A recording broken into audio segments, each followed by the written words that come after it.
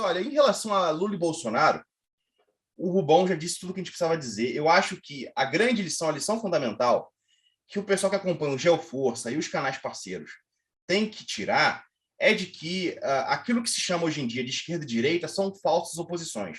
E por que são falsas oposições? Porque tanto esquerda como direita, né, aqui no Brasil, né, nesses termos que se coloca diante da gente, são liberais. Você tem um lado que é um pouco mais liberal na economia e um outro lado que é um pouco mais liberal na questão cultural. Mas tem muito mais em comum do que oposto. Né? A gente tem visto, e muita gente negava que isso ia acontecer, a gente tem visto nesse começo de governo, basicamente, a continuidade de boa parte daquilo que havia de ruim no governo Bolsonaro. É incrível isso, porque tem coisas que eram ali positivas e que o Lula já foi, deu uma canetada e rasgou e descartou no dia 1.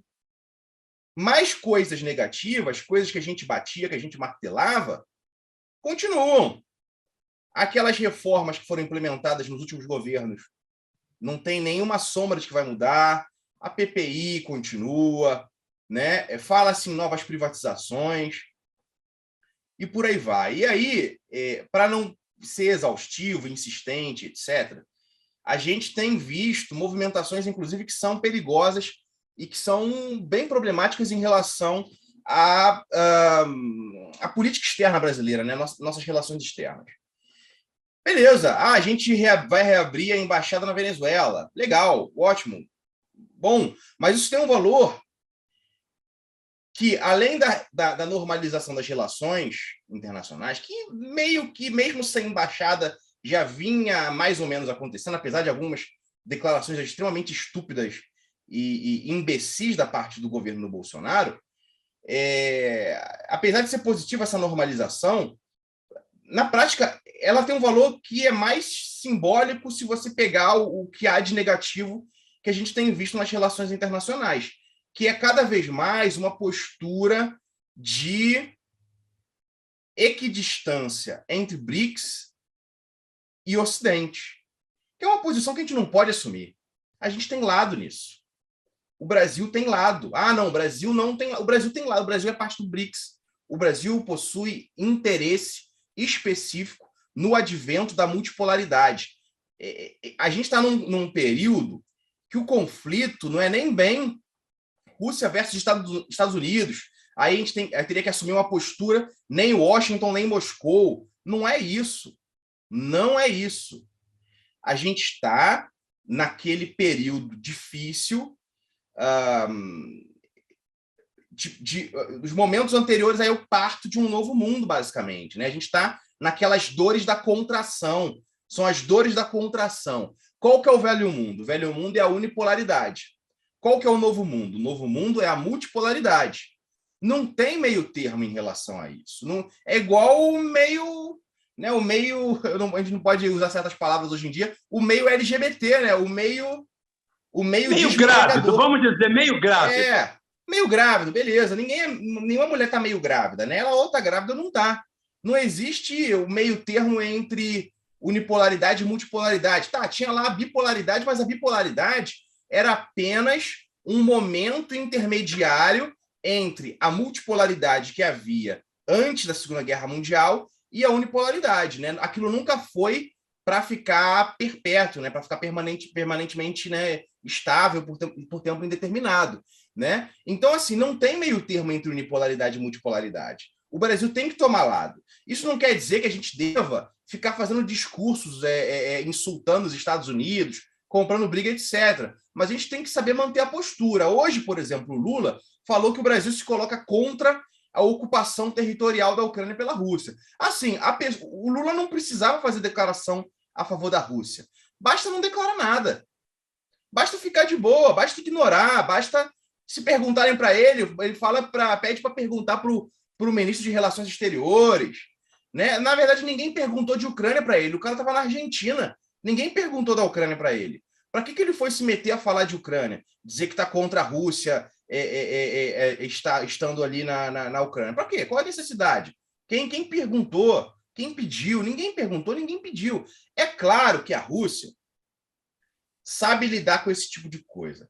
Porém, se isso ficar se repetindo, isso vai aos poucos afastando e afastando, gerando uma distensão, etc. E aí, qual que é a questão nesse ponto? Eu escrevi um artigo acadêmico para um periódico austríaco. Eu vou perguntar quando é que eu posso divulgar esse artigo meu em português.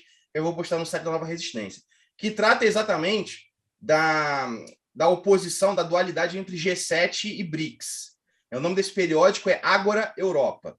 É um periódico aí que reúne vários pensadores de todo o mundo e tal, né, publicado por um pessoal ali na Áustria, né, para fazer a contraposição ali àquele pessoal da academia militar de Tereza, né, que fica com a cabeça doendo lá, que divulgou lá o negócio, acusando a Nova Resistência e o comandante Farenazzo de espalhar desinformação e névoa de guerra, né? Mas nesse artigo eu falo o seguinte, eu falo que se o BRICS começou como um mero acordo comercial, de infraestrutura, de investimento, não era um projeto antiglobalista no começo. Na verdade, era um esforço para tentar equilibrar a globalização, para tornar os benefícios, os lucros, as vantagens da globalização mais horizontais. Só que os BRICS foram se transformando ao longo do tempo, e essa transformação levou, né, em um primeiro momento, a tentativa de transformação levou, em um primeiro momento, a um congelamento desse grupo. Só que a operação especial militar e as sanções atuaram como um trigger, né, um gatilho, para acelerar essa transformação. Que transformação é essa? O BRICS não mais como mera plataforma, mero fórum de debate econômico e de investimento, mas como a base para a construção de um mundo multipolar em que cada um dos membros representa, pelo menos agora, uma civilização diferente. Né? Cada um dos membros ali, por acaso, né? ou não por acaso, representa uma civilização. Civilização ibero-americana, no caso do Brasil, civilização africana, civilização negra, né? No caso da África do Sul, a civilização do Indo, né? Porque na prática ali aquela região da Índia é, na verdade, todo um subcontinente. Se você pensar ali junto também do Bangladesh, né? E do Sri Lanka, e também ali daqueles pequenos países dos Himalaias, né? Nepal, Butão, etc. Aquilo é uma própria civilização, né? Você tem a Rússia como a cabeça da civilização eslavo-ortodoxa eurasiática e a China como a cabeça da civilização extremo-oriental, né? Então, assim, para a Rússia, a intenção da Rússia hoje é acelerar o advento da multipolaridade, inclusive com a substituição de boa parte das instituições que a gente tem visto, que a gente conhece hoje. Banco Mundial, FMI, talvez até a ONU. Se vocês forem ver o discurso do presidente Putin, né, do Vladimir Putin, no Clube Valdai, em outubro do ano passado, se eu não me engano, 27 de outubro, eu acho, ele comenta exatamente sobre o fato de que muitas das atuais instituições internacionais são relíquias do imediato pós-Segunda Guerra e que a realidade da época não corresponde à realidade de hoje e que, portanto, várias dessas instituições não têm mais razão de ser.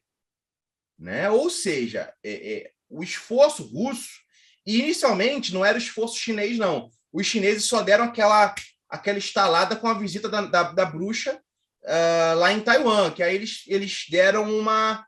Porque a estratégia chinesa era mais longo prazo ainda e totalmente na base da inércia, né? Deixa as coisas rolarem que mais cedo ou mais tarde Taiwan pede para se unificar com a gente. Né? Agora, depois da visita da bruxa a Taiwan, né, e de vários outros riscos que a China percebeu, inclusive o risco que ela avaliou em relação à Rússia, ou seja, se a Rússia colapsar, tal como o Ocidente quer, a China vai estar completamente cercada, e aí o projeto chinês vai estar sob risco muito forte. Aí a China deu ali uma animada, né? Deu uma acelerada na coisa, saiu ali daquela postura zen e agora também está percebendo que a situação não pode ficar como está, que não dá para meramente esperar e que a China também agora está interessada nessa aceleração dos BRICS, né? E aí, vejam só, esses dias mesmo agora está tendo um exercício naval entre China, Rússia e África do Sul, né? Mais um parceiro dos BRICS. Então, assim, o Brasil não pode, em relação a isso, dar uma de que nós vamos ser intermediários, não queremos acelerar essa transformação, não queremos romper com o Ocidente, etc. Até porque esse romper com o Ocidente não é parar de fazer comércio. A Rússia continua fazendo comércio, mesmo sob pesadas sanções. O petróleo russo está chegando nos Estados Unidos. Né? O petróleo russo está chegando em vários países europeus. Né? Então, a gente não pode cair nesse papinho, que é o papinho de achar que ficar em cima do muro, né, ter uma postura morna, é ter uma política externa independente. Política externa independente não é postura morna. Geisel tinha uma política externa independente e meteu a porrada em Israel. Né? Se meteu na África para apoiar Angola, quase colocou o Marcelo Caetano, acho que o Marcelo Caetano de volta no poder em Portugal. Né? A ideia do Geisel era intervir em Portugal para acabar com aquela porcaria lá de Revolução dos Cravos. Né? Então, assim, política externa independente é isso, não é ficar em cima do muro. E vamos nos recordar das palavras bíblicas, e não só bíblicas também, mas da Divina Comédia, do Dante, etc., sobre o que acontece com os mornos nos momentos de crise. Política externa independente não é ficar em cima do muro. A gente tem que ter muita atenção em relação a isso, até porque não existe meio grávido e o Brasil tem um lado. A gente pode continuar fazendo comércio com os Estados Unidos, com Grã-Bretanha, França e o raio que o parta, mas a gente tem que fazer o possível e o impossível para fazer com que a multipolaridade aconteça nessa geração. Porque se a gente perder essa janela de Overton, essa janela de oportunidade, essa janela caótica, em que não se tem mais certeza sobre o que vale e o que não vale, em que tem vários países que estão aos poucos começando a se livrar e cagar e andar para normas internacionais, etc. A Coreia do Sul está quase decidido violar o Tratado de Não Proliferação Nuclear. E a gente ficar nesse negócio de, sabe, não podemos isso, não podemos aquilo, sem isso, sem aquilo, a gente vai deixar o bonde passar, as coisas vão passar e a gente vai continuar a mesma situação. A gente vai continuar dentro das 4 linhas da doutrina de segurança nacional dos Estados Unidos, que eu apresentei ano passado aqui no Geoforça, que eu basicamente descrevi completamente ali. Tá entendendo? Então, nesse papinho aí de não podemos isso, não podemos aquilo, pelo amor de Deus, né? Vamos tomar os bons exemplos aí de países que estão se libertando. Né? Os países africanos estão botando embaixadas estrangeiras para fora de casa na base do chute na bunda. E aí o brasileiro vai ficar, não, sem radicalismo, sem isso, sem aquilo. Vamos ter atenção em relação a isso. Ainda em relação ao Brasil, que está, né, dando um monte de vexame, infelizmente, sempre tem algumas coisas positivas, né? Mas, infelizmente, o negativo às vezes acaba se destacando, a gente tem que mencionar, tal como a gente metiu a porrada também no Bolsonaro. A novidade, aproveitando que a gente acabou mencionando a Ucrânia, um determinado grupo político brasileiro decidiu inventar a mentira de que está tendo uma guinada nacionalista. Né? Vocês sabem do que eu estou falando do MBL. E tem muito otário caindo nesse papo. MBL, que é um grupo aí, né, pago, né, recebe aí o seu dinheiro de determinadas origens, etc., que teve um papel instrumental na guerra híbrida contra o Brasil, do nada decidiu começar a veicular alguns pequenos baits, né, pequenas iscas, né, mais ou menos nacionalistas, e tem otário caindo no papo. E aí a ideia deles é lançar o Danilo Gentili para presidente do Brasil. E não precisou nem a gente fazer a comparação. O próprio Kim Kataguiri já comparou o Gentili ao Zelensky, dizendo que o Zelensky é o líder mais respeitado no mundo hoje, né? E que o Danilo Gentili tinha que se espelhar no Zelensky. Assim, meio...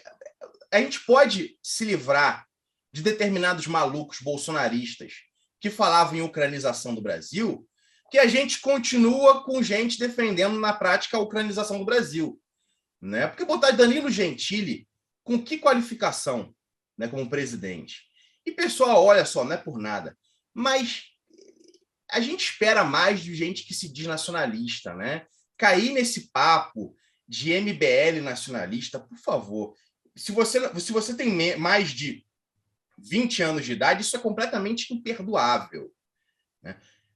O MBL tem categoricamente se posicionado contra pautas efetivamente, concretamente nacionalistas ao longo dos últimos anos. Eles têm apoiado todas as privatizações, eles têm apoiado todas as reformas neoliberais, todas as políticas de austeridade e por aí vai. Possuem o mesmo discurso de dilapidação das empresas públicas com base nesse combate à corrupção, etc, etc. Né? Então, assim, não é por conta de slogans que a gente vai achar que os caras são nacionalistas. Até porque, como eu falei já várias vezes aqui, até o Fukuyama, que é um dos gênios do liberalismo ainda vivos, estava defendendo o nacionalismo. Ali, acho que ele lançou um artigo, acho que em abril ou maio, ele estava defendendo o nacionalismo como instrumento do liberalismo.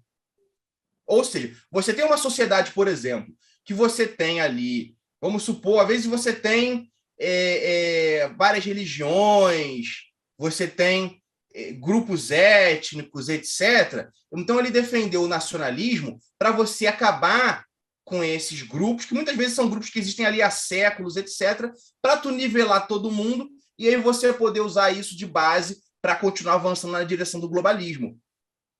Né? Então, assim, o pessoal tem que ter muito cuidado com o papinho de liberal que do nada virou nacionalista. Né? Então, por favor, não caiam nesse tipo de coisa ridícula, patética, tão patética aí quanto o próprio MBL, né? Que estavam ali fazendo um negócio de Tour de Blonde, né? E tem também uma questão, uma auditoria aí que ficou muito mal explicada em relação aos gastos do Arthur Duval. Isso aí chegou nos meus ouvidos, em uma questão de auditoria, a questão lá daquele Luciano Ayan, e por aí vai. Então, assim, tem um monte de esqueleto, tem um monte de podre por baixo aí desse pessoal. Tomem bastante cuidado, não vão cair em qualquer papinho em nome da União Nacional, da Unidade Nacional. Unidade tem que ser com quem presta, não é com qualquer um, não.